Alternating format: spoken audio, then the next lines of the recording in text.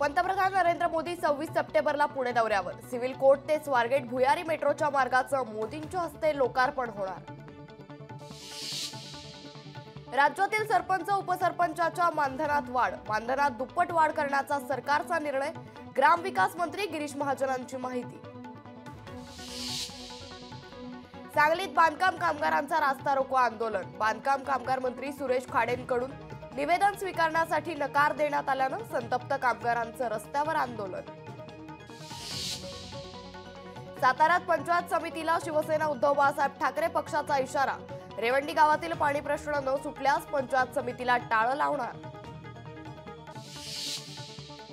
खासदार ओमराजे निंबाळकर यांच्या कार्यालयासमोर सकल मराठा समाजाचं अर्धनग्न होऊन बोंबमारो आंदोलन. 50% आत ओबीसी मधून आरक्षणास आपला पाठिंबा आहे का, याबाबत भूमिका स्पष्ट करण्याची मागणी.